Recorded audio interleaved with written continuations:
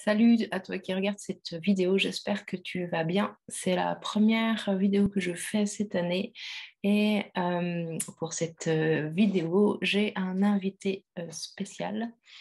Avant de te le présenter, je vais t'en dire plus sur le sujet de cette vidéo. Donc, dans la mouvance du développement personnel, du coaching, on voit très souvent en fait des propos autour de la notion de l'argent, de l'abondance. Et très souvent, en fait, je trouve que ces propos sont très spiritualisés. Hein, d'ailleurs, quand on parle abondance, on ne parle pas de fric, de pognon, d'oseille, etc. Et moi, j'avais envie d'aller à la rencontre de quelqu'un dont c'est le job, en fait.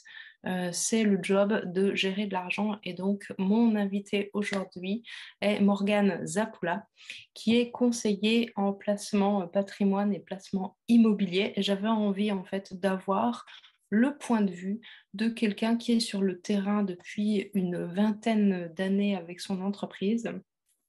Déjà, sa vision à lui, en fait, en tant qu'entrepreneur, mais aussi qu'est-ce qu'il pense de la relation à l'argent, les systèmes de croyances qu'on peut avoir avec l'argent, à quoi ça sert l'argent dans la vie. Donc, en gros, c'est un petit interview. Il y aura certainement des suites dans la continuité des sujets. Donc, si vous avez des questions que vous avez envie de poser à Morgane, vous pouvez les poser dans la vidéo. Il viendra les lire. On va certainement faire une suite. Si vous avez envie de partager vos expériences, allez-y, faites-le, ça sera enrichissant pour tout le monde. Et donc, ce qu'on va voir dans cette vidéo, dans un premier temps, c'est qu'on va parler en fait déjà de tout l'héritage. Alors non pas l'héritage financier, mais déjà l'héritage culturel, familial, sociétal, religieux en fait que peut représenter l'argent et comment ça vient teinter notre façon d'être en lien avec cet outil, parce que c'en est bien un. Morgane va nous le préciser tout à l'heure et nous donner sa vision là-dessus. Voilà, ben reste bien jusqu'au bout de la vidéo. Au bout de la vidéo, je vais te proposer un exercice d'introspection qui va dans le sens en fait des suggestions qui ont été faites par Morgane dans la vidéo. Salut Morgane, bienvenue. Allez. Merci d'avoir accepté mon invitation. Avant qu'on commence dans le vif du sujet sur les croyances qu'on peut avoir liées à l'argent et comment ça impacte notre vie, j'aimerais bien que tu te présentes et que tu nous dises qu'est-ce que tu fais dans la vie. Eh bien, déjà, salut Aurélie. Alors moi, je suis très flatté déjà d'être là. Je suis très flatté que tu m'aies contacté. Mon métier, alors attends, mon métier, je suis fiscothérapeute. Moi, je- moi, j'accompagne les gens à maîtriser leur fiscalité. Voilà, mon métier, c'est d'accompagner, d'aider les gens à construire des stratégies patrimoniales qui leur conviennent. Parce que l'élément de base, c'est que deux personnes qui ont les mêmes revenus, même fiscalité, même patrimoine, même argent, peuvent avoir des solutions complètement différentes. Moi, je me sens investi d'une mission, c'est remettre la finance au service de l'homme avec un grand H, donc on pourrait dire de l'humain, pour pouvoir justement laisser les personnes qui sont concernées avancer vers leur propre chemin, un chemin en tout cas qui leur correspond. Donc, je me bataille tous les jours, je suis sur le terrain tous les jours, je me bataille là-dessus. Voilà, on explique dans la globalité les règles du jeu parce que je considère qu'on est dans un jeu global, général. Et en fait, malheureusement, on n'en connaît pas ou très, très mal toutes les règles et notamment les règles de ce qui nous entoure. Donc c'est ça mon métier, accompagner les gens à construire leur propre chemin patrimonial en utilisant différentes stratégies pour pouvoir atteindre leurs objectifs. Tu es Et un facilitateur de liens sains avec l'argent. On pourrait dire ça comme ça? ouais, un facilitateur de liens sains avec l'argent. Ouais, ouais. Oui, Ouais. c'est ça. Oui, oui, bah oui, oui. Parce que, bon, on va en parler, mais effectivement, l'argent, qu'est-ce que c'est? Euh, qu'est-ce que ça représente? Pourquoi est-ce qu'il y a autant de questions autour de ça? Ouais, ouais, je prends. Je vais même le noter, tiens. Facile. Génial. Ah, Ben, génial. super. Je veux bien que tu nous dises déjà pour toi, pour toi, qu'est-ce que c'est l'argent? Parce que j'imagine que, comme tu vois depuis déjà de longues années, de nombreux clients, tu te rends bien compte que pour chacun, c'est un truc différent, l'argent. Mais déjà, pour toi, c'est quoi l'argent? Et à quoi ça sert? Alors, quand on me pose ce genre de questions, je vais te répondre vraiment en live, mais quand on me pose ce genre de questions, moi j'ai toujours un réflexe, quand j'ai le temps de réfléchir, c'est de pouvoir revenir à la définition et au sens propre de l'argent. Oui. L'argent, à la base, qu'est-ce que c'est? C'est un moyen pour les personnes d'échanger des produits et ou des services, d'accord, de manière mesurée le plus juste, de manière la plus juste et la plus précise possible. Exemple, à l'époque où il n'y avait pas d'argent, on rentrait dans des systèmes de base qui étaient en fait le système du troc. Tiens, j'ai du lait de chèvre, toi, tu as des carottes, ok, je t'échange 3 carottes contre un litre de lait de chèvre, etc. La problématique dans l'évolution, on va dire, de l'homme, parce qu'en fait, aujourd'hui, on se pose des questions, on est quand même au 3e millénaire.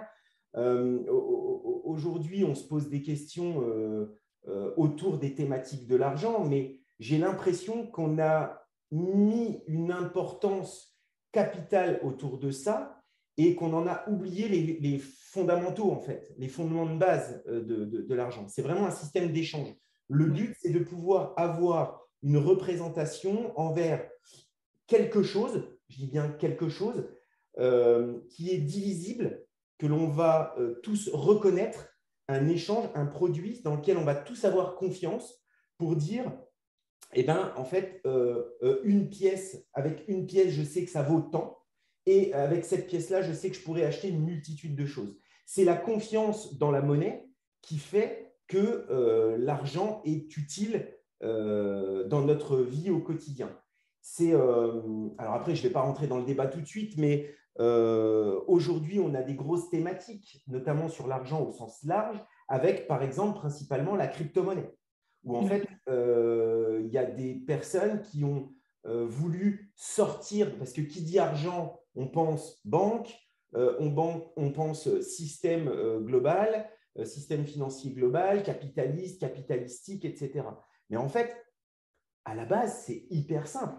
C'est juste avoir quelque chose qui nous permet d'échanger des produits ou des services de manière hyper juste et précise. Voilà.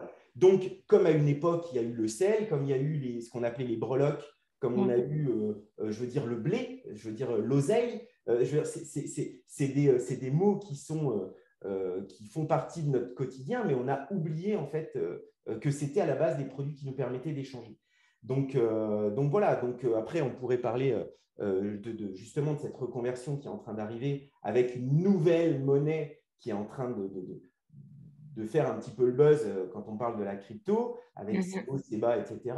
Mais c'est exactement ça. Donc pour résumer, moyen d'échanger des services ou des produits de manière la plus juste possible et élément dans lequel on a confiance, dans lequel la masse a confiance pour pouvoir échanger. Ok, donc on pourrait dire que c'est un outil de justesse d'échange finalement, et que surtout ça se pose dans le lien humain, parce qu'en fait tu peux pas aller échanger avec, je sais pas, avec un ours de l'argent dans sa grotte, tu vois. Quand tu vas en forêt cueillir, je sais pas, des fraises des bois, t'as pas besoin d'argent pour ça non plus, donc c'est vraiment quelque chose qui se pose d'humain à humain et qui recherche en fait une justesse dans ce mouvement donner-recevoir. C'est ça. Alors, Ouais. d'humain à humain, c'est hyper important, puisqu'en fait, nous sommes des animaux évolués. Mm. Donc, ça veut dire quoi? Ça veut dire qu'entre nous, on a des règles dites et non dites qui nous permet en fait d'avoir un certain équilibre, un certain échange, que ce soit émotionnel, intellectuel, etc. Ce qu'il n'y a pas avec l'ours quand on veut aller échanger quelque chose avec lui. Donc, effectivement. Ouais, carrément. Et c'est intéressant parce que là, tu dis des règles dites et non dites. Et pour beaucoup de gens, l'argent, ça véhicule énormément de sous-entendus, tu vois, comme s'il y avait des lignes de code qui ont été captées à certains endroits. Et du coup, on a une représentation de l'argent de moins en moins proche finalement de cette définition que tu donnais, qui est une définition technique de ce à quoi ça sert. Les gens s'en font de plus en plus une représentation avec un système de croyances. Et dessus, ben, on va pouvoir mettre j'aime l'argent, j'aime pas l'argent. On peut entendre énormément de choses. L'argent corrompt les cœurs, pourrit les mœurs, ce genre de choses. Au contraire, l'argent t'ouvre les portes de la réussite, du bonheur. Ou alors le contraire, l'argent ne fait pas le bonheur. Enfin, j'ai pas pris le temps de faire une liste, tu vois, de toutes les citations qu'on peut trouver sur l'argent, Ce mais sera chacun, intéressant. Ce sera ça serait intéressant. D'ailleurs, super intéressant. ce qui serait même intéressant, ce serait que ceux qui visualisent cette vidéo, parce que je suis sûr que parce que enfin, l'objectif, c'est que ce soit participatif. C'est si vous avez des phrases qui permettent je vais dire, de faire parler justement cette notion de croyance. Tu disais l'argent ne fait pas le bonheur, ce genre de choses. Mettez-le en commentaire ou envoyez-les nous parce que ça, c'est Ouais. des trucs hyper intéressants. Parce qu'en fait, ça vient soulever pas mal de choses. Enfin, je me permets, hein, Aurélie, Mais tu mais as parce que raison. le sujet, je le trouve génial. Euh, et pardon, je t'ai coupé, excuse-moi. Non, mais je trouve, en fait, on pourrait lister des choses qui sont extrêmement complexes. Et c'est un peu comme on a tous hérité ça de notre culture, de notre environnement, de nos familles, des gens qu'on a rencontrés. Tu me partageais, la dernière fois qu'on s'est eu, tu me partageais cet ami de jeunesse qui te disait je suis trop pauvre pour m'acheter de la merde. Tu vois, cette citation qui t'a marqué. Qui est très intéressante parce qu'elle n'est pas unique. Moi, j'ai déjà entendu des gens dire ce genre de propos et c'est hyper intéressant d'identifier comment on perçoit l'argent. Alors déjà, il y a ce que nous, on en pense, mais il y a aussi toutes ces petites phrases qu'on aurait tendance à oublier, mais qui sont là, en ligne de code. Et alors, ben, moi, j'aimerais savoir, dans ton travail, est-ce que quand tu rencontres des clients, est-ce que tu peux ressentir ou voir ou même parler de ces sujets qui sont comment les gens ils perçoivent l'argent? Tu vois, cette question finalement, qu'est-ce que tu penses de l'argent? C'est quoi pour toi? Et puis limite, on pourrait poser la question, est-ce que tu aimes ou est-ce que tu aimes pas? Mais c'est presque une question indécente à notre société, tu vois, de poser cette question-là, quoi. Voilà. Alors, Bon, il y a plusieurs questions, hein, je te laisse rebondir comme tu veux. alors, Aurélie, est-ce que tu me permets de venir te chatouiller et te bousculer un petit peu? Vas-y, carrément. Toi-même, tu dis, c'est presque indécent. Ouais, Oui. Et effectivement, tu fais un retour sur ce que les gens perçoivent. Bonne éducation judéo-chrétienne, etc. On ne parle pas d'argent, on ne dit pas, je parle français, oui, franco-français. On ne dit pas combien on gagne. Enfin voilà, il y a un côté un peu tabou. Et je me permets de prendre des notes de temps en temps parce que tu dis des choses très, je veux dire, qui engendrent plein d'échanges. Tu parles de ligne de code et en fait, moi, je fais un lien entre la ligne de code pour les personnes qui savent comment fonctionne un programme, par exemple, et la partie croyance. C'est oui, exactement la même chose. C'est-à-dire qu'en fait, complètement. notre ADN, notre histoire familiale va représenter une base de code, une Ouais, base de ligne. C'est-à-dire que tu arrives déjà sur cette terre et tu as déjà, si tu veux, un environnement qui vient en fait codifier et t'apporter des croyances. Donc là, on est vraiment dans le non-dit. On est oui, vraiment dans cette notion ADN. Et pour effectivement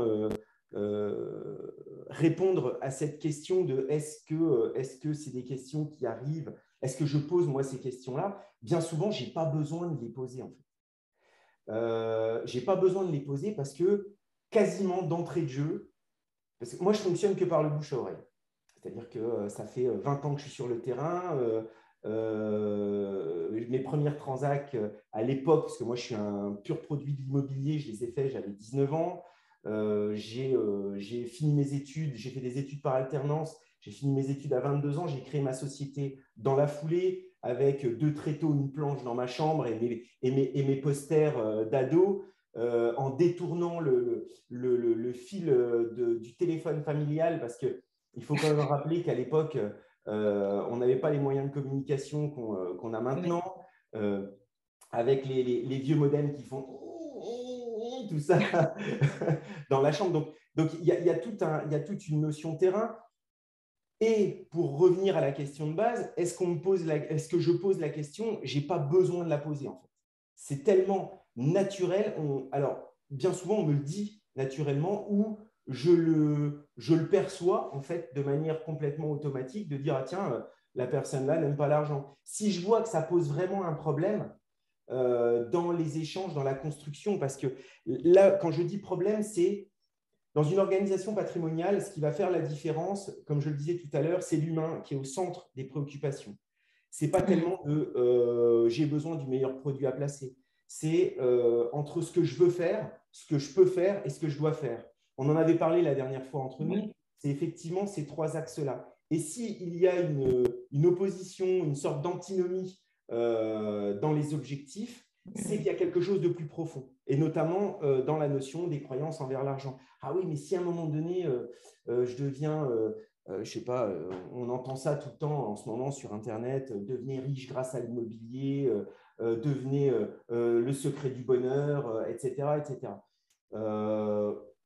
Ouais, mais le secret du bonheur, peut-être pour la personne qui vous le transmet, mais ce n'est peut-être pas le secret de votre bonheur. Si vous voulez aller vous balader en forêt, ne pas être contraint de gagner, je parle bien de contraint de gagner X milliers d'euros par mois pour pouvoir vivre, parce qu'en fait, une paire de crocs de bottes en cuir et je vais dire vivre au fin fond de la forêt, ça va bien, c'est cool. Mais à côté de ça, il y a des gens qui, eux, ne perçoivent pas du tout cette vision-là et qui vont, par contre, dire bah, moi, ce que je veux par rapport à mes standards, par rapport à ma vision, c'est d'être dans une voiture de luxe, j'en sais rien, peu importe, de partir en vacances aux Maldives. Si je n'emmène pas ma famille aux Maldives, bah, en fait, je suis un mauvais père ou une mauvaise mère, etc. etc. Et donc, c'est ça qui est fascinant, c'est que on va pouvoir essayer de mettre en opposition, enfin, de mettre sur le papier pour voir si on est en opposition entre les objectifs qu'on veut faire et ce qu'on est réellement. Et c'est là où c'est passionnant. Après, là-dedans, il y a tout un tas je dirais, d'éléments, de curseurs qui nous permettent de voir si on est en phase avec ça. Et en fait, dans les échanges, ça permet d'être beaucoup plus limpide, quoi. C'est magique. Ouais, c'est vraiment génial. Ouais, je remets une couche de stabilo, tu es vraiment un facilitateur parce que ce que tu décris comme process, c'est vraiment un process que je fais en coaching, alors qu'il n'y a pas forcément à voir avec l'argent, parce que les gens ne viennent pas forcément me voir avec cette question-là, tu vois, mais qui est de si entre ce que tu veux, ce que tu peux et ce qui se passe dans ta vie, il y a un truc qui grince, on va être obligé d'aller gratter dans les lignes de code parce que ça veut dire qu'il y a un endroit où il y a des codes qui sont en contradiction. Oui. Et alors après, moi, je trouve enfin, c'est ma vision. Hein. Si les gens ne sont pas d'accord, j'accepte de l'entendre. Mais j'ai l'impression, alors si vous êtes d'accord, dites-le. Si vous n'êtes pas d'accord, dites-le aussi. J'ai l'impression qu'aujourd'hui, on se fait quand même pas mal de nœuds au cerveau sur des éléments qui pourraient être réglés en claquant des doigts. Et alors là, corrige-moi si je me trompe, Aurélie, mais bien souvent, c'est dans cette notion du lâcher-prise. C'est-à-dire que si à un moment donné, tu t'écoutes toi en disant « écoute, ça, c'est pas pour moi bah, », pourquoi tu vas te forcer à le faire en fait? Enfin, tu vois, il y a une notion de ressenti qui est hyper importante. Moi, je m'amuse dans les échanges parce qu'à un moment donné, j'ai des clients qui disent « ah oui, mais alors attends ça, machin, ça donne tel impact. Ah. » J'y attends, arrête-toi tout de suite. Tu m'as posé une question, je te donne une réponse. Elle te convient, elle ne te convient pas. Je dis juste que par rapport aux éléments techniques, moi, je te donne des éléments techniques. Sauf que s'il y a une chose à retenir, c'est que l'affect affecte. Donc, si tu y mets de l'affect dans une donnée technique, forcément, ça va impliquer ce qu'on appelle une notion émotionnelle, alors que la notion d'argent en tant que telle, et l'argent, c'est comme une fourchette dans un tiroir, quoi. Enfin, je veux dire, c'est un objet, c'est un élément qui te permet de faire des choses. Tu as envie, ouais, je vais manger ma purée. Ok, tu la manges mieux avec quoi? Un couteau, une fourchette ou une cuillère? Tu as le choix. Mais ne te force pas à manger ta purée avec un couteau, sauf si vraiment tu n'as que ça. Tu vois ce que je veux dire? Donc, à un moment donné, cette notion du lâcher-prise est hyper importante. Alors, plus que la notion du lâcher-prise, là, pour moi, tu soulèves quelque chose d'hyper fondamental qui est hyper fort. Alors, je ne peux pas parler au niveau global, mais en tout cas, en France, en Occident, c'est d'avoir mis une couche d'émotionnel sur l'argent. Tu vois? Alors, ça me fait... Ouais. Et avant que tu rebondisses, parce que je sais que tu vas me dire énormément de choses là-dessus, quand tu dis la mère ou le père là, qui se sent un bon père ou un mauvais père en fonction de s'il peut ou pas emmener, s'il a les moyens financiers de faire vivre telle expérience de voyage ou de donner telle activité d'équitation à ses enfants, j'en sais rien quoi, ben, direct c'est de l'affect en fait. Tu vois, c'est de l'affectif. Et tu l'as bien dit, en fait, c'est un outil, c'est technique, tu vois, c'est comme si je te demande, qu'est-ce que tu préfères, un couteau ou une fourchette? C'est lequel ton préféré? En fait, c'est complètement idiot comme question parce qu'en fait, il y en a un qui a une utilité particulière ou l'autre une autre. Et puis, on pourrait même faire un grand écart encore plus fort en disant, bah, tu préfères quoi, un rouleau à peinture ou une fourchette? Ouais, bah, ça dépend vraiment ce que je vais faire avec, en fait, tu vois. Et du coup, remettre l'argent à cette place d'outil, tu vois, et conscient pour remettre cette place-là, pour avoir ce lâcher-prise dont tu parles, on a besoin de se rendre compte qu'on met de l'émotionnel dessus. Argent, outil. Je pense que je garde, j'adore argent, outil. Et la question, c'est, alors je fais une traduction hyper directe. Est-ce que tu mets de l'affect dans ta fourchette? Ouais. Ah non, mais ma fourchette. Bon, je sais pas si c'était comme ça, mais moi, quand j'étais gosse, j'avais ma cuillère préférée pour manger des yaourts Et on et peut mon tout chocolat savoir. chaud. Mais c'est top, mais bien sûr, on peut tous l'avoir. Moi, c'est mon couteau. C'est parce qu'il a une histoire. Ouais. mais c'est effectivement ça. Et je rebondis sur ce que tu disais, sur la partie émotionnelle et l'argent. Mm. C'est exactement, alors là, je vais en choquer certains, je pense. C'est exactement comme le mariage. Alors, Alors développe là, pour qu'on sache s'il faut se choquer ou pas. alors là, la notion du mariage, quand tu creuses l'historique du mariage, mais quand je te parle de l'historique, c'est pourquoi est-ce que ça a été Oui. créé au départ. Ça vient du Moyen Âge. Les problématiques, c'est qu'à l'époque, eh ben, en fait, tu pouvais très bien avoir des échanges et copuler avec qui tu voulais. Il n'y avait pas les moyens de contraception qu'on a aujourd'hui. Donc, du coup, tu avais des enfants qui naissaient. Et à la base, le mariage, pardon, est un contrat. C'est une unification de famille pour avoir une reconnaissance dans la partie de transmission des terres. Ouais. Et là-dessus, effectivement, puisque la religion était très liée, je dirais, à la partie dirigiste, on va dire, Mm.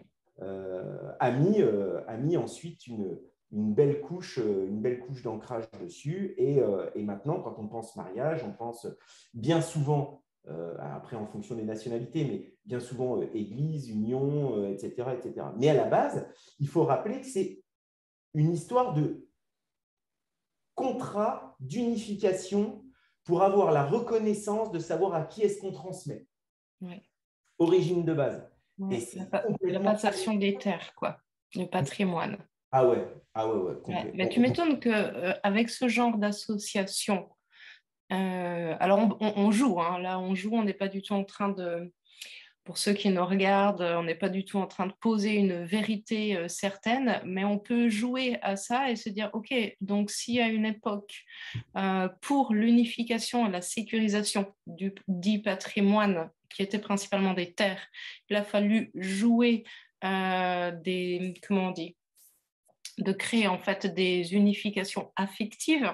Alors après, en plus, on y a mis une couche de religiosité, d'engagement, alors pour le christianisme, de pureté, de virginité, etc., de bonnes personnes. Hein. Il y a ceux qui sont des bonnes personnes et qui Ah oui, ça j'adore. etc., tu vois.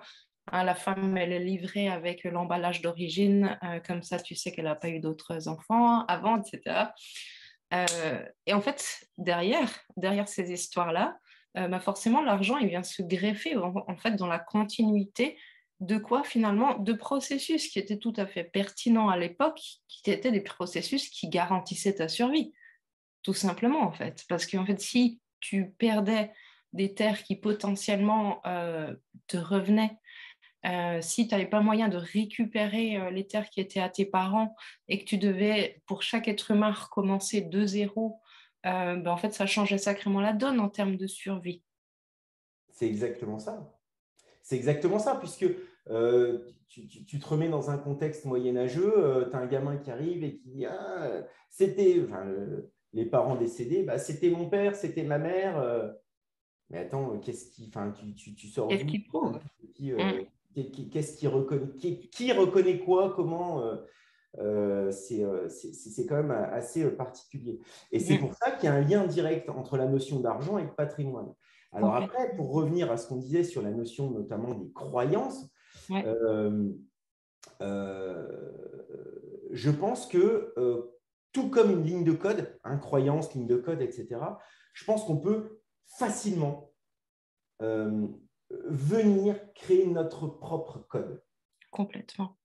Et c'est là où je pense que toi, notamment dans le cadre de tes accompagnements, c'est là où je pense que tu peux très, très facilement, méthodiquement, mettre en place une reprogrammation, en fait. Mais une reprogrammation qui est propre à la personne qui se reprogramme. Complètement. Et c'est ça qui est magique. Euh, Complètement. moi, Moi, j'ai toujours... je parle de croyances qui sont écologiques pour la personne. Tu vois, Exact. elles sont pertinentes à cet instant T pour toi. Ouais, ça fait longtemps. Et c'est parce que chaque croyance, en fait, elle est là, en fait, elle a répondu à une injonction de survie à un moment. Tu vois, on prend par exemple un exemple très standard qui n'a pas à voir avec l'argent. Quand un enfant à l'école, il est en difficulté et qu'il se fait un peu brimé par la maîtresse, mais que à la maison, en fait, ça lui permet d'obtenir du réconfort d'être un mauvais élève. Peut-être que tout d'un coup, ses parents deviennent plus souples ou plus accueillants ou qu'ils lui donnent un espace pour se plaindre ou pour exprimer ce qu'il ressent. Bah, tout d'un coup, tu as plein de bonnes raisons d'être OK, d'être nul, même si c'est pas vrai. Même si tu n'es pas le plus mauvais élément de la classe, tu vois. Mais tout d'un coup, en fait, ton système inconscient, hein, il ne te demande pas ton avis, il fait waouh, mais quand on est nul, on a plus de câlins de papa et maman et ils nous écoutent. Alors que quand on fait des bonnes notes, ils disent ça va ta journée? Ah ouais, ok, c'est bon. Tu vois? Alors qu'en fait, si tu rentres en pleurant avec ta mauvaise note, ben en fait, tout d'un coup, oh, la vie de la maison s'arrête et on t'écoute. Ben, c'est à ce moment-là que tu crées ta croyance de je suis nul. Et elle est super utile parce que c'est une croyance qui te permet en fait d'attirer l'attention des gens que tu aimes. Enfin, c'est comme ça que ton cerveau, il l'a compris. Il a dit, ah, quand je fais ça, il se passe ça. Ok, super, je garde. C'était utile pour ma survie. Puis un jour, en fait, t'aimerais bien aller au-delà. Tu as exploré toute ton adolescence, le fait d'être celui qui est plaintif peut-être. Enfin, tu vois, je pose une caricature, hein, ça reste que des caricatures et des exemples qui n'existent pas forcément. Ben, c'est plus subtil. Et un jour, en fait, bah, tu as envie de reprendre, je sais pas, des études, mais il y a ce truc de ouais, mais je suis nul qui te met en stress. Ben, il va falloir aller décoder tout ça et en fait, il va falloir surtout comprendre, le point 1 pour lâcher une croyance, il faut comprendre ton bénéfice secondaire. Donc, une fois que la personne a compris qu'en fait, pendant toute une période de sa vie, elle a eu de l'attention et de l'amour, dans cet exemple-là, avec cette croyance de je suis nulle, mais en fait, elle peut dire oui, mais aujourd'hui, j'ai plein d'autres moyens pour obtenir de l'attention et de l'amour et j'ai pas besoin d'être nulle pour obtenir ça. Du coup, cette croyance me sert plus à rien. À ce moment-là, elle peut commencer à être désinstallée C'est ça. ou renouvelée ou Bah, faire une mise à jour, tu vois. le constat, à la base, être conscient, et ensuite, Ouais. définition. Dans la partie, ce qui permet de... J'aime bien, moi, le côté assez ludique, et le dernier coup avec mes gamins, puisque je suis marié, j'ai 2 enfants, on a regardé un dessin animé qui s'appelle Vice Versa. Je ne sais Ouais. pas si tu as déjà vu. Et en Ouais. fait, c'est génial parce qu'en fait, on a vraiment une image de ce qui peut se passer dans le cerveau en fonction on va dire, des événements qui nous arrivent autour. Et effectivement, on ne peut rien faire sur les événements. La seule chose qu'on peut faire, c'est modifier notre réaction face à ces événements. Complètement. On parlait la dernière fois c'était quoi? C'était la pub du poker. L'important, ce n'est pas les cartes, c'est ce que vous en faites. Et en fait, c'est exactement ça. En fonction de ton tirage de cartes, tu vas Ouais. dire, bon, bah, OK, là, je peux y aller, là, je ne peux pas y aller. Parce que tout est en mouvement tout le temps. Et ça, on l'oublie. Ouais. On essaye, en fait, de raisonner toujours avec le même système. C'est exactement comme pour les patrimoines. On a trois types principaux de structures patrimoniales naissantes, croissantes et matures. Et à partir du moment, en fait, de là où on sait, enfin, je fais toujours un lien avec le patrimonial parce que c'est quand même l'objet central, c'est cette notion de l'argent et donc de tout ce qu'il y a autour. Et effectivement, c'est de se dire, bon, quelles sont mes cartes?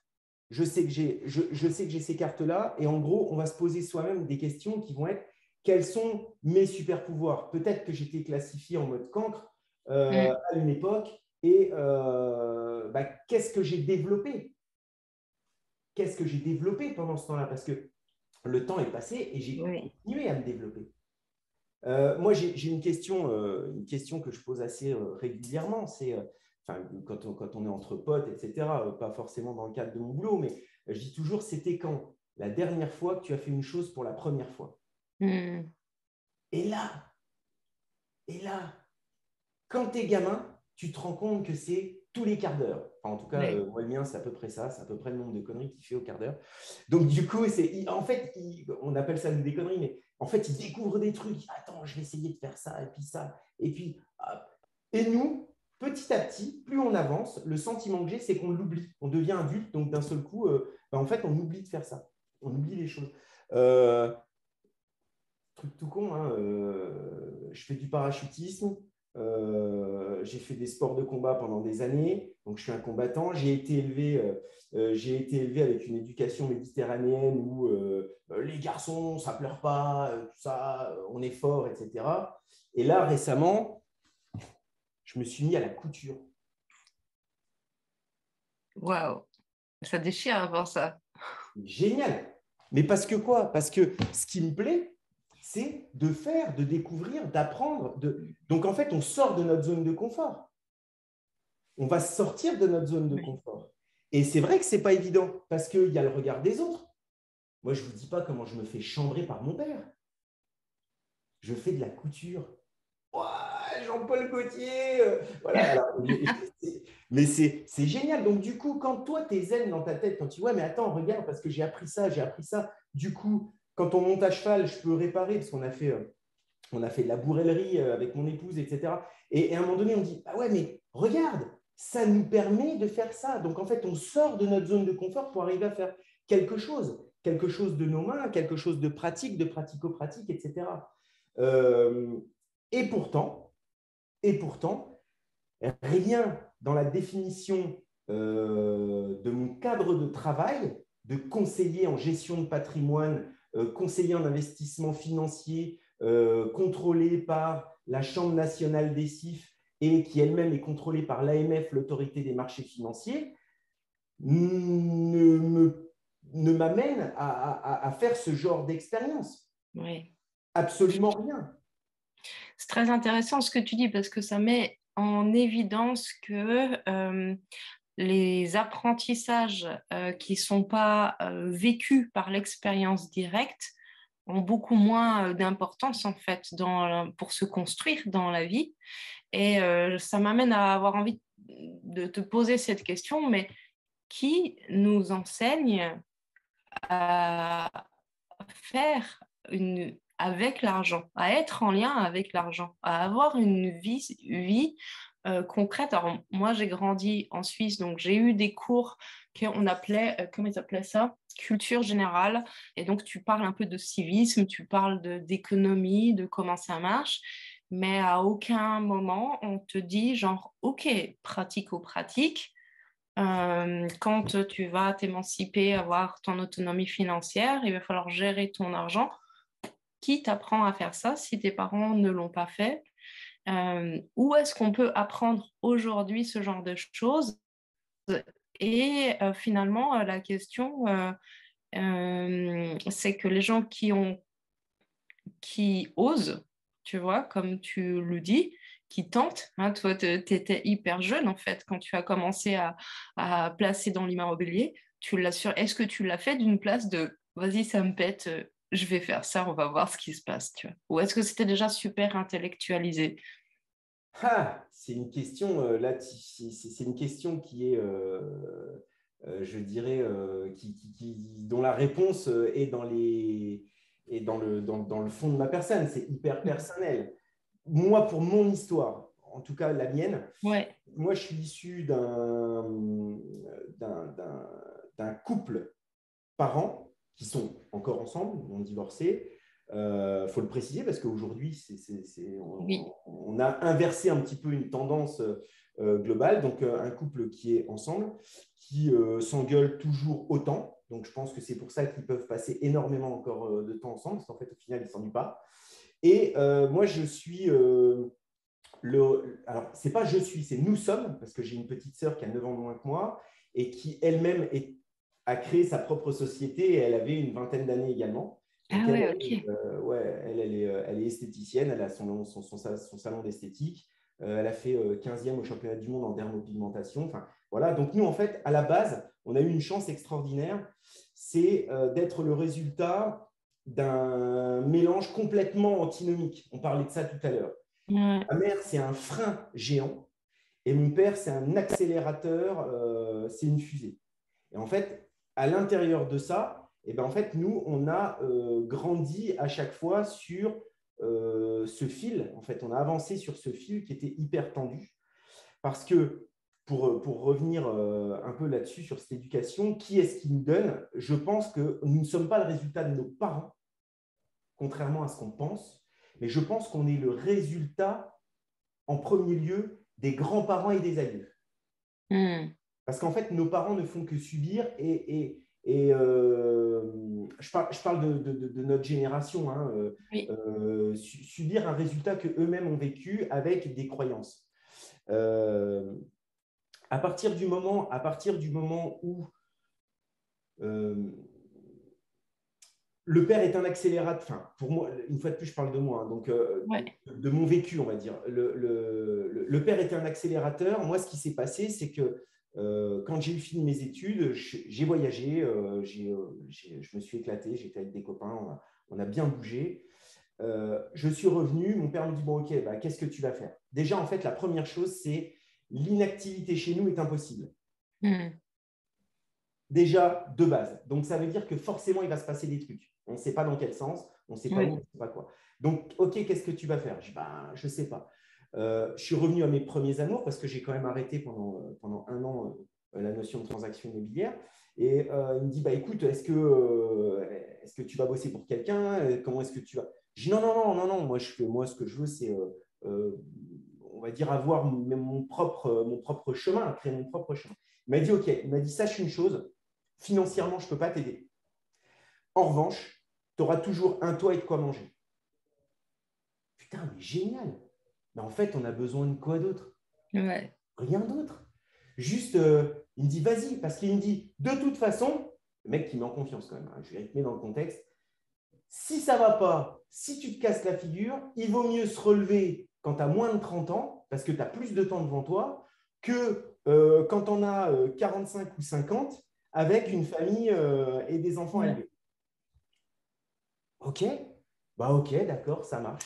Et on est parti comme ça. Donc en fait, moi j'ai été boosté à j'ai eu cette chance d'être boosté à la confiance en soi et à l'amour familial. Ça a vraiment été mes cartes, en tout cas. Ouais. Ça a été mes deux cartes. Alors par contre, financièrement, il a fallu que je me débrouille, quoi. Et tu as d'autres personnes qui vont avoir l'effet inverse. Parce que moi, j'en rencontre des gens qui, financièrement, sont super en place, mais qui n'ont pas eu forcément, qui n'ont pas tiré les cartes cœur. Et donc, effectivement, c'est d'autres problématiques. Mais dans tous les cas, il y a du bon et du positif et des axes d'amélioration, des choses à aller améliorer, des choses à améliorer. Donc c'est fascinant. Donc, pour répondre à la question du qui, je pense que c'est vraiment la notion des aïeux. L'histoire familiale, d'où ça vient, etc. Moi, ma mère n'a jamais manqué de rien toute sa jeunesse, mais elle n'était pas heureuse. Elle n'a pas eu de l'amour. Et après, tu sais, les gens ont deux réactions. Il y a des gens qui vont être élevés en manque d'amour et qui ne vont pas en donner à leurs enfants. Et puis, tu as des gens qui vont avoir été en manque d'amour et qui vont surdonner de l'amour. Donc, à chaque fois, il y a une espèce il y a un choix qui se fait, il y a une intersection qui se crée et qui vient donner ça. Et de l'autre côté, mon père, lui, a été bercé avec, il a manqué de tout, 5e d'une famille de 10 enfants quand même. D'accord. Donc, à l'époque, je veux dire, la mamie, elle était quand même super motivée, hein, parce qu'il fallait quand même pouvoir élever tout ce monde-là. 5e d'une fratrie de 10 enfants. Et résultat des courses, donc matériellement parlant, il n'y avait rien. Par contre, en fait, comme il est rentré à l'école jeune, mais qu'il en est sorti très jeune, il n'a pas eu le temps d'être perverti par le système. Lui, en fait, il s'est créé ses propres règles. Et il a tiré ses propres conclusions. Et donc, du coup, il m'a dit, en fait, tu sais que tout est possible, donc fais. Il y a une phrase qui m'a marqué, et ça, c'est vraiment cadeau. Alors, s'il y a des phrases des parents comme ça qui vous ont été données à un moment donné, pareil, donnez-les nous parce que c'est vachement intéressant. Je trouve que le fait d'échanger, il m'a dit, mais si lui, il le fait, pourquoi toi, tu ne le ferais pas? Et là, quand tu es gosse, tu fais ah ouais, d'accord, ok. Et dans les mêmes leçons, moi, ma première leçon, celle qui m'a marqué, je devais avoir 13 ou 14 ans, et je ne sais pas si vous vous souvenez, s'il y en a qui se souviennent de ça, les Air Pump Reebok. Ouais, moi, je m'en souviens. Des chaussures qui valaient 1000 francs, je crois, Ouais. comme ça à l'époque. Et donc, comme tout ado, je vais voir mes parents, je dis, voilà, mais moi, je veux une paire de Reebok et tout. Et mon père venait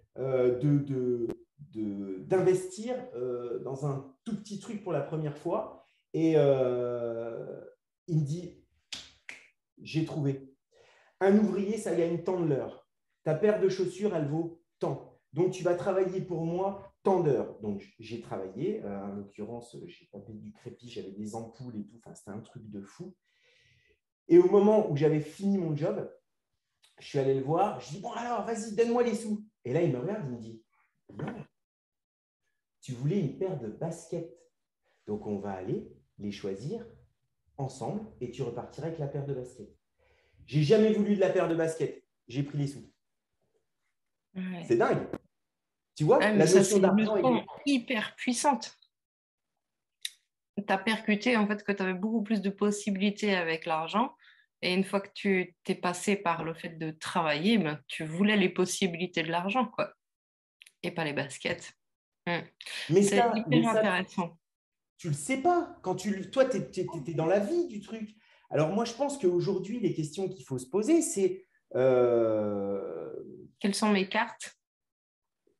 Quelles sont les cartes? Ouais.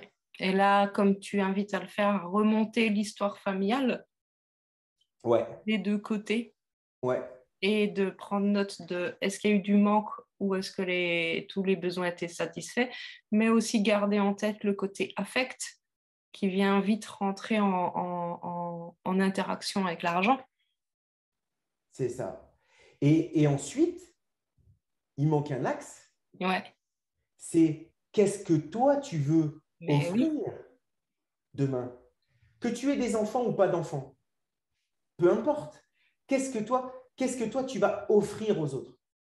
Hmm. On dit toujours qu'on est la moyenne des 5 personnes qu'on côtoie le plus. D'accord? Plus tu côtoies des gens différents de ce que tu es, plus tu vas monter en compétence dans la globalité. Ouais. Donc, à partir de ce moment-là, déjà, c'est OK, comment est-ce que je m'imagine? Qu'est-ce qu'on fait? Je passe d'un patrimoine naissant à un patrimoine croissant. Je veux le faire croître jusqu'à quel niveau? Jusqu'à quelle envie? Pourquoi? Qu'est-ce que ça représente? Et là, je ne parle pas forcément de financier. Je ne parle Mhm. pas de forcément Oui, ça peut être des compétences, ça peut être du savoir-faire, du savoir-être, etc. il y a des périodes. Il y a des Bien sûr. périodes.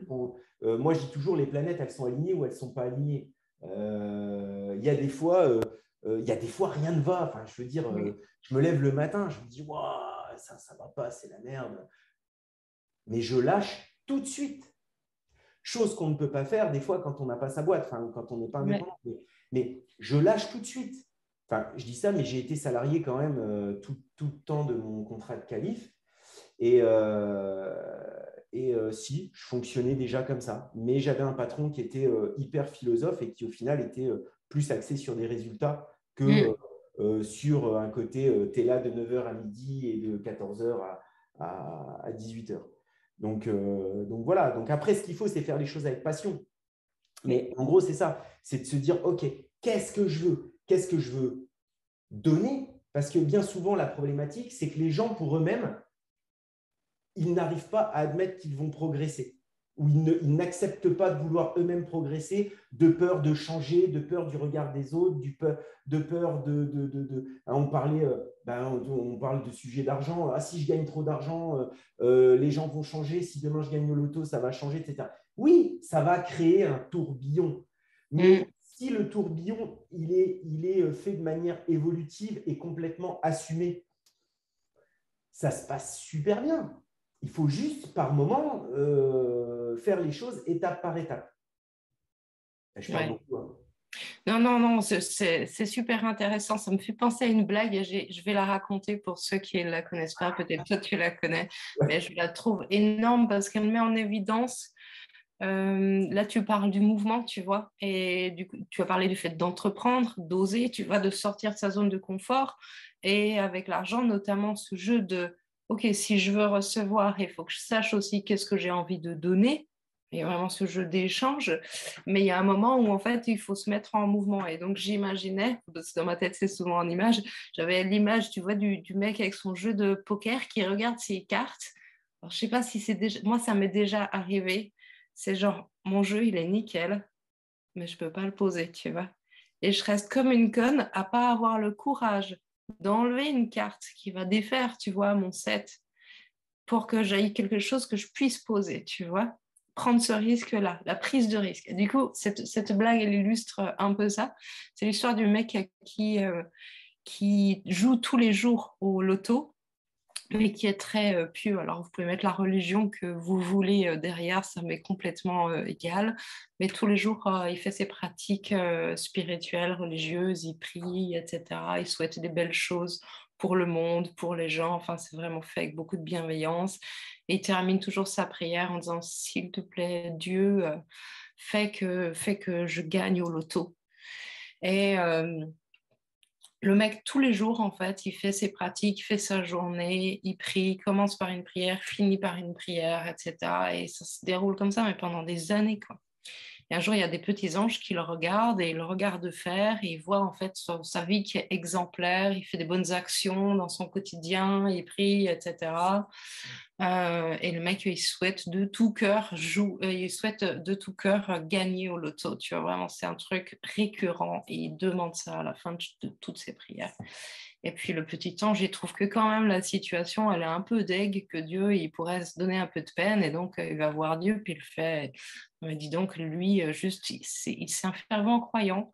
C'est une belle personne, fait des belles actions et en fait, il ne demande pas grand-chose. Il demande juste de gagner au loto une fois. En fait, c'est pas le bout du monde. Tu pourrais filer un coup de main. Et Dieu, il fait, ben, je voudrais bien, mais en fait, il n'achète jamais de tickets. Comment tu veux que je fasse? Tu C'est vois, il y a un exactement. moment où il faut faire ta part. Tu C'est vois, ça. Mais le mouvement crée l'énergie, hein. c'est ça. Le mouvement crée l'énergie. Il vaut mieux que tu fasses quelque chose qui n'est pas parfait, Mm. n'est pas, mais que tu fasses quelque chose dans tous les cas. Ouais. Donc, à partir du moment, là, la première action à faire, c'est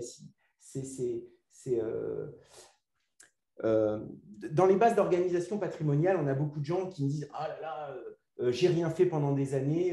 Tiens, moi je reçois souvent donc des SMS ou des messengers. On me dit voilà, je t'appelle de la part d'un tel, etc. C'est le premier mouvement. Mm. C'est le premier mouvement. Et quand on se rencontre la première fois, on dit ok, qu'est-ce que je peux faire pour toi? Qu'est-ce qui fait qu'à un moment donné, en fait, tu as un sursaut? Alors, tu en as Mm. qui disent bah, j'ai pris une secousse par ma copine parce que fallait absolument bah, que j'actionne quelque chose parce que c'était pas possible d'avoir de l'argent sur les comptes ou un patrimoine ou une fiscalité qui me mange petit à petit, etc. C'est un ras-le-bol, c'est un déclic. Et en fait, c'est ça le truc. C'est le mouvement crée l'énergie. On s'en fout en fait de la finalité. C'est l'action Mm. de base qui va déterminer ensuite si c'est positif ou pas. Ouais. Moi, je trouve ça génial. Moi, je kiffe, c'est rencontrer des gens.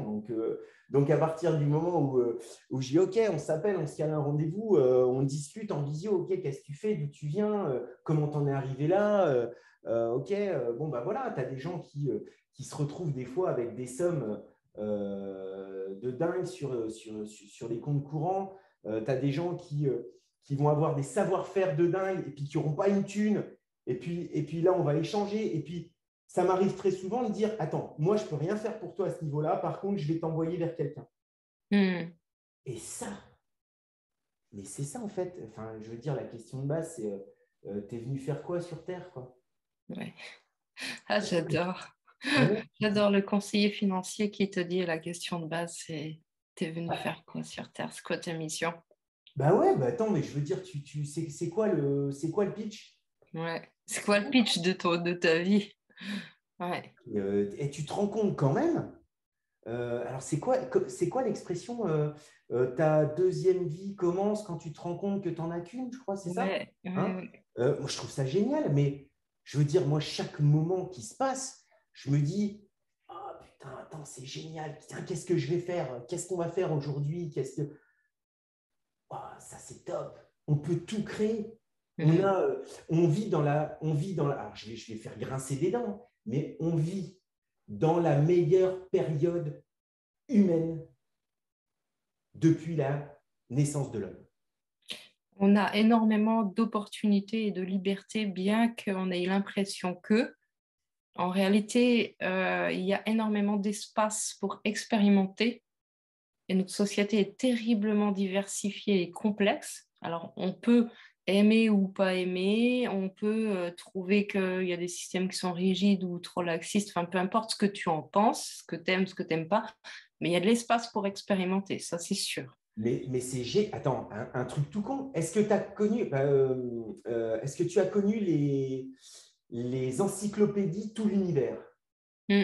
S'il y en a qui ont connu ça, sans déconner, c'était des trucs, les parents achetaient ça une blinde limite à crédit à un moment donné, et quand tu avais des leçons à faire sur des sujets, Ouais. ben, en fait, tu ressortais tout l'univers comme ça et tu travaillais sur ton truc. Et, euh, et aujourd'hui, tu as Google, tu as C'est les clair. moteurs de recherche. C'est un truc de fou. Et un truc que tu ne comprends pas, tu as des gens qui font des tutos. Ah, je ne sais pas comment on fait ça. Ah, machin, bah, je vais regarder un tuto. Ah, bah ça y est. Non, parce que je suis fier quand même.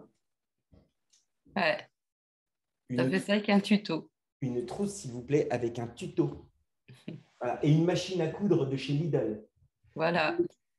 Donc, je veux dire, à un moment donné, c'est génial, mais faites quelque chose de fun, quoi. Enfin, c'était quand la dernière fois que vous avez fait un truc pour la première fois? Mm.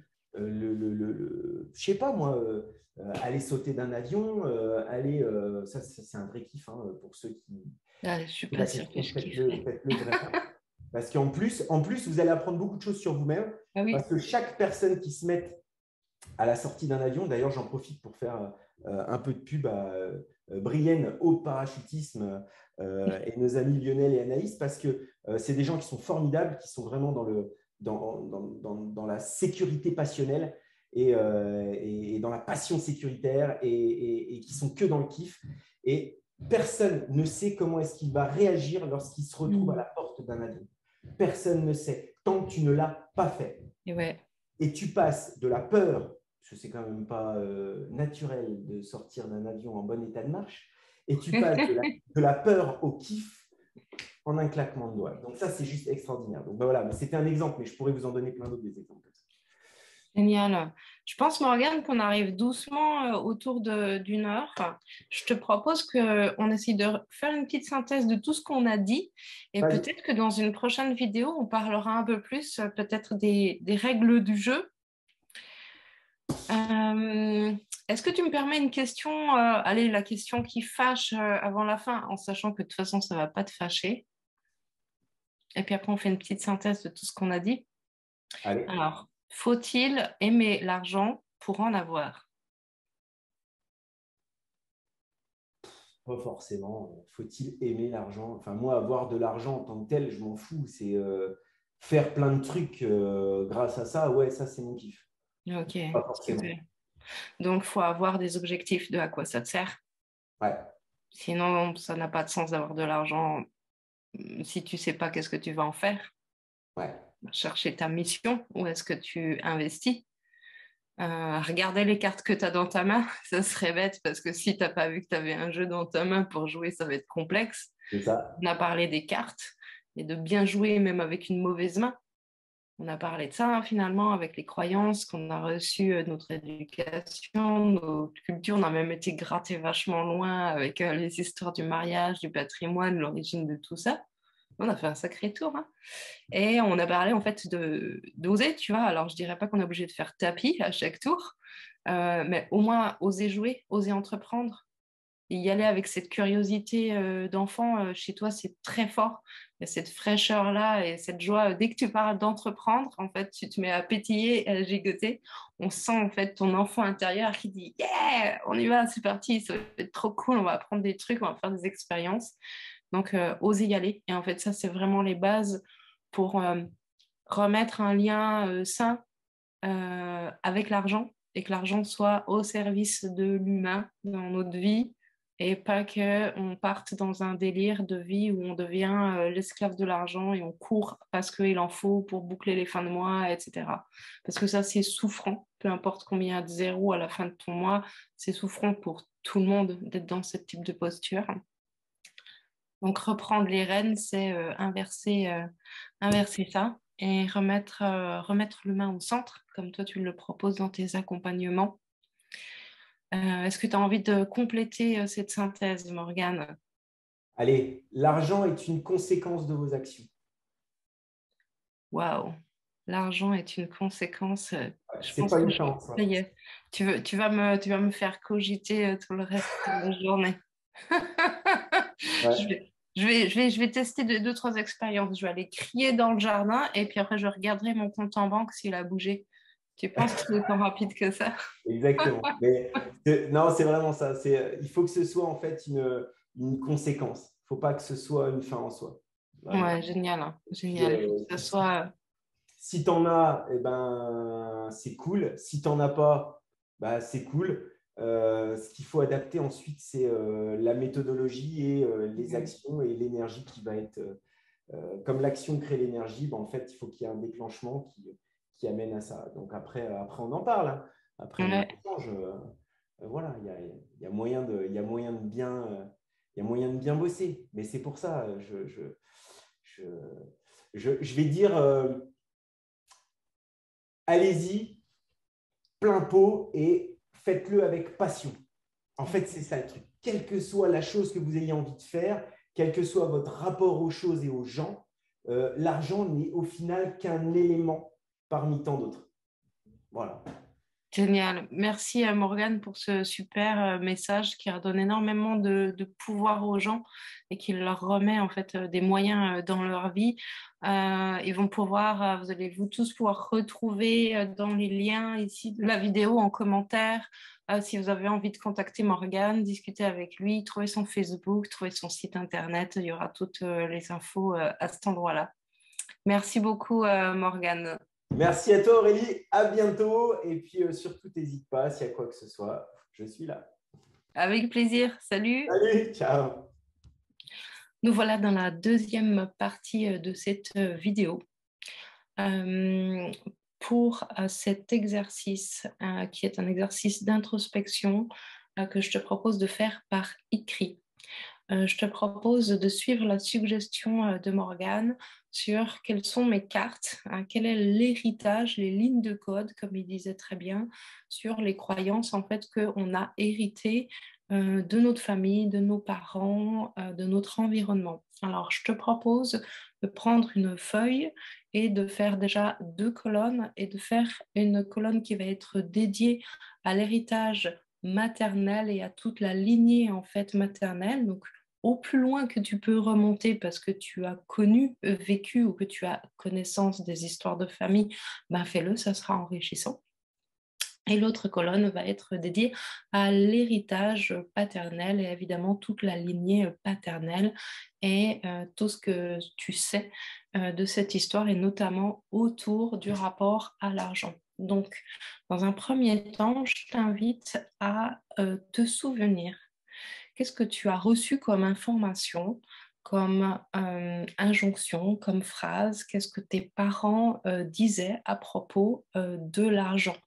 De bien différencier qu'est-ce qui était dit par l'un et par l'autre, parce qu'on peut avoir des cultures très différentes. Pour certains d'entre vous, peut-être ça sera homogène.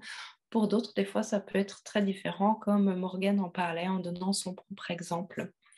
Donc, je t'invite à noter qu'est-ce que tu as entendu comme phrase très classique, mais aussi le type de relation affective que tes parents pouvaient avoir avec l'argent. Est-ce que c'était des gens qui aimaient en avoir, qui n'aimaient pas, qui trouvaient que l'argent pourrissait les mœurs, est-ce que c'était des personnes qui aimaient avoir de l'argent mais il fallait pas que ça se sache? Est-ce que c'était des personnes qui aimaient que ça se voit? Est-ce qu'on était dans la catégorie de ceux qui n'en ont pas forcément, mais qui font semblant que ça se voit? Bref, je t'invite à partir un peu en mode enquête et à te souvenir. Tu peux y aller en plusieurs fois, tu pourras revenir dessus hein, sur cette feuille, mais déjà noter en fait toutes les lignes de code, tu peux appeler ça croyance, tu peux appeler ça ligne de code, qui te viennent de tes parents du côté paternel et du côté maternel. Une fois que tu penses que tu as à peu près fait le tour, je t'invite à créer un nouvel espace, une nouvelle colonne, et je t'invite à écrire qu'est-ce que tu as vu, observé de tes propres yeux comme étant le fonctionnement lié à l'argent dans ta famille. Est-ce que, par exemple, quand tu étais enfant, tu voyais tes parents préparer l'argent pour payer le loyer?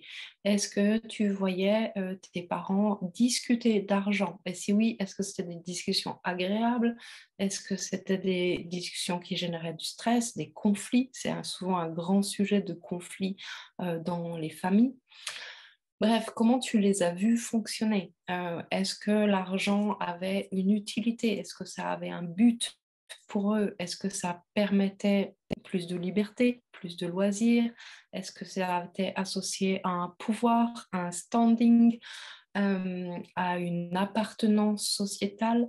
Bref, prends vraiment un état d'esprit d'enquête et replonge-toi dans tes souvenirs d'enfance et essaye d'observer ça vraiment comme si tu essayais de décrire une ambiance, un contexte autour de l'argent et tu verras qu'il va sortir énormément de choses.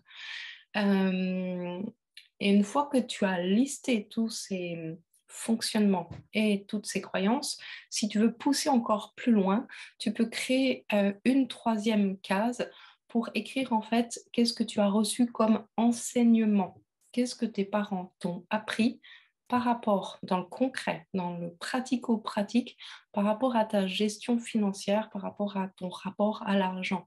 Est-ce que tes parents ont pris un temps en fait pour t'apprendre la valeur de l'argent en te faisant travailler, en te donnant de l'argent de poche? Est-ce que c'était un système de récompense? Est-ce qu'il y avait du travail derrière? Est-ce qu'on t'a appris à gérer ton argent quand tu t'es émancipé ou en vue de quand tu allais t'émanciper? Bref, je t'invite à écrire toutes ces choses et tu verras qu'en fait, ça va être très, très, très vaste. Et ensuite, si tu veux, tu peux déjà laisser poser parce que il y a de fortes chances que tu te rendes compte et que tu prennes conscience de certains fonctionnements liés à l'argent et peut-être même liés aussi à l'affectif. Comme Morgane l'a bien dit en fait dans cet entretien, on peut se rendre compte que des fois, il y a une couche d'affect qui vient par-dessus l'argent et que ça peut poser des complexités supplémentaires. Donc, quelle place pouvait avoir l'affect en lien avec l'argent? Et peut-être tu vas comprendre certaines choses. Personnellement, j'ai fait l'exercice. Je vais te montrer ma feuille. Tu vois, c'est là. Et ben, j'ai compris qu'il y avait des enjeux en fait dans le couple de mes parents quand j'étais enfant et qui avaient à voir avec des systèmes de croyances qui se répondaient. Et tu verras que peut-être ça peut être très intéressant, notamment par exemple le fait, ça c'est peut-être un classique, mais peut-être que moi ça sortait dans mon exercice. Le côté paternel, il y avait le côté de quand on a de l'argent, on met en sécurité. Et puis il y avait quelque chose du côté maternel qui disait de l'ordre de si on me donne de l'argent, on m'aime, du coup on me met en sécurité. Tu vois, et tu vois, c'est la frontière avec l'affect, elle est très fine. Donc, je t'invite à faire ça. Tu verras, quand tu vas lister ces choses, il y a des choses que tu n'as pas envie d'y croire, dans le sens que tu n'as pas envie de toi continuer à fonctionner comme ça. Donc, dans un premier temps, eh ben, tu peux tout simplement barrer toutes celles qui ne te conviennent pas. Tu peux choisir de surligner celles qui te plaisent. Et après, ben, il y a plein de possibilités pour aller plus loin dans le travail des croyances, mais au moins tu les auras identifiées. Une fois que tu as identifié les croyances, celles que tu veux voir partir, il faut que tu identifies les bénéfices secondaires. Donc, si tu arrives à le faire seul, tant mieux. Si tu as besoin d'aide, eh ben, je suis là. Peut-être qu'on pourra même en parler dans une prochaine vidéo.